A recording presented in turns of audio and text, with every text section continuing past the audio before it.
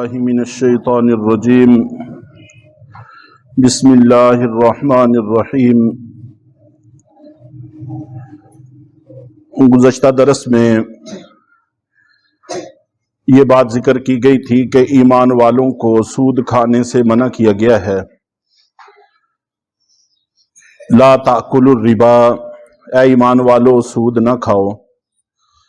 آگے اضعافا مضاعفہ کا لفظ بڑھایا گیا ہے۔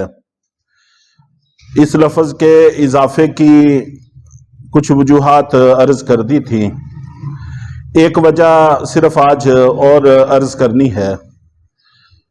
اضعافا مضاعفہ کا معنی ہے دگنا چگنا، بہت زیادہ مقدار سود کی لینا، تو اگرچہ تھوڑا بھی حرام ہے اور بہت زیادہ میں تو حرمت کے ساتھ ساتھ شرم کی بھی بات ہے۔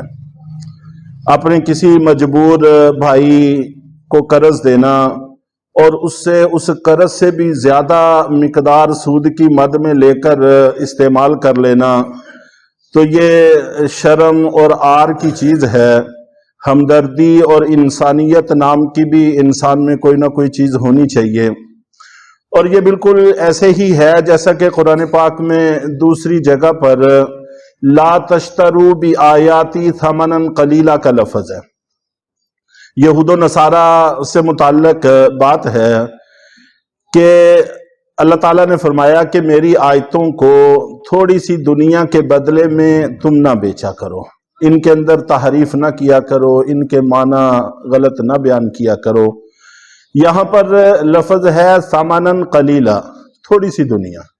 اس کا یہ مطلب نہیں ہے کہ اگر دنیا بہت زیادہ مل جائے تو پھر تحریف جائز ہو جائے گی، نہیں، یہاں پر بھی عار دلانا مقصود ہے، شرم دلانا مقصود ہے کہ اللہ تعالیٰ کے حکم کے مقابلہ میں ہفت اقلیم سارا کچھ مل کر اس کی دولت یہ بھی کوئی حیثیت نہیں رکھتی، ایک مچھر کے پر کے برابر بھی حیثیت نہیں رکھتی، تو یہ ثمناً قلیلہ ہی ہے۔ پوری دنیا بھی انسان کو آیت کا مفہوم غلط بیان کرنے کے بدلہ میں مل رہی ہو تو وہ ثمناً قلیلہ ہی ہے، اور بڑی عار کی چیز ہے کہ اللہ کے حکم کے مقابلہ میں انسان دنیا تھوڑی سی حاصل کرے اور آیت کے اندر مفہوم کو تبدیل کر دے۔ تو جیسے یہاں پر ثمناً قلیلہ عار دلانے کے لیے، شرم دلانے کے لیے ذکر کیا گیا ہے، اسی طرح یہاں پر اضعافا مضاعفہ یہ شرم دلانے کے لیے ذکر کیا گیا ہے۔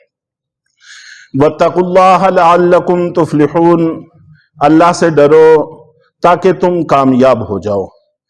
واتقوا النار التی اعدت للکافرین، اور اس آگ سے ڈرو جو کافروں کے لیے تیار کی گئی ہے۔ یہاں پر اعدت ماضی کا صیغہ ہے، جس کا معنی یہ ہے کہ جہنم پہلے سے بنا دی گئی ہے، وہ بنی ہوئی چیز ہے، بعد میں نہیں بنائی جائے گی، بعد میں اس کو وجود نہیں ملے گا، بلکہ وہ پہلے سے تیار ہے، اللہ تعالیٰ نے اس کو بنا دیا ہے۔ اور ساتھ ہی یہ ذکر کیا ہے کہ یہ اللہ نے کافروں کے لیے بنائی ہے۔ ہاں البتہ مسلمانوں کو دھمکی دی جا رہی ہے واتقوا النار التی اعدت للکافرین، چونکہ خطاب مسلمانوں سے ہے کہ تم اس آگ سے بچو جو کافروں کے لیے تیار کی گئی ہے، یعنی کافروں والے اعمال اپنا کر تم بھی اس آگ میں داخل نہ ہو جانا، بلکہ بچتے رہنا، نبی پاک صلی اللہ علیہ وسلم کے طریقے پر چل کے اور کفار کے طریقوں سے بچ کے چلنے کی کوشش کرنا، تاکہ تم کہیں اسی منزل پہ نہ پہنچ جاؤ جو کافروں کے لیے تیار کی گئی ہے۔ وَأَطِيعُوا اللَّهَ وَالرَّسُولَ لَعَلَّكُمْ تُرْحَمُونَ، اور اطاعت کرو اللہ کی اور رسول کی تاکہ تم پر رحم کیا جائے۔ اللہ اور اللہ کے رسول کی اطاعت یہ اللہ کے رحم کو متوجہ کرنے والی چیز ہے۔ جب اللہ کا رحم متوجہ ہو جاتا ہے تو پھر ساری منزلیں آسان ہو جاتی ہیں اور کامیابیاں انسان کو میسر آ جاتی ہیں، اور جس وقت اللہ اور اللہ کی اطاعت سے انسان نکلتا ہے تو پھر منزلیں مشکل ہو جاتی ہیں۔ تو اس وقت تعداد بھی زیادہ ہے، افواج بھی زیادہ ہیں، اسلحہ بھی زیادہ ہے، پہلے ماضی کی ساری تاریخوں کے اعتبار سے لیکن اس کے باوجود نہ ویسی عزت حاصل ہے، نہ ویسی طاقت حاصل ہے، نہ شان و شوکت حاصل ہے، نہ حکومت حاصل ہے، نہ فراوانی حاصل ہے، کچھ بھی حاصل نہیں ہے۔ فرق صرف اطاعت اللہ اور اللہ کے رسول کی کا فرق پڑا ہے کہ اللہ اور اللہ کے رسول کی اطاعت میں کمی واقع ہو گئی ہے۔ اور قرآن پاک میں جہاں پر بھی دیکھیں یہ دو لفظ اکٹھے ذکر کیے جاتے ہیں، اللہ کی اطاعت کرو اور رسول کی اطاعت کرو، حالانکہ اللہ کی اطاعت ہی رسول کی اطاعت ہے اور رسول کی اطاعت ہی اللہ کی اطاعت ہے۔ دونوں کا الگ الگ راستہ نہیں ہے بلکہ ایک ہی راستہ ہے، ایک ہی تعلیم ہے۔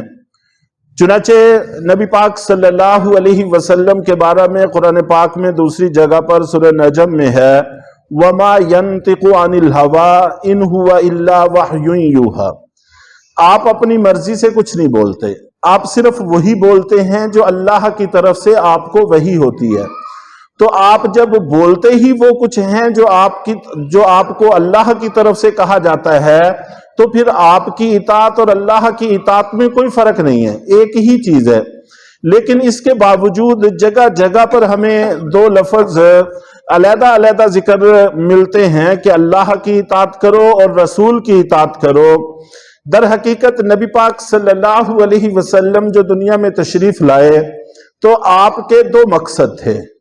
ایک مقصد تو یہ تھا کہ اللہ کا کلام امت تک پہنچا دیا جائے، اور دوسرا مقصد یہ تھا کہ یہ اللہ کا کلام امت کو سمجھا بھی دیا جائے اور ان کے دلوں کا تزکیہ بھی کیا جائے، ان کو قرآن کے الفاظ بھی سکھائے جائیں، معنی بھی سکھائے جائیں، اور ان کی تعلیمات ان کے دلوں تک راسخ کی جائیں۔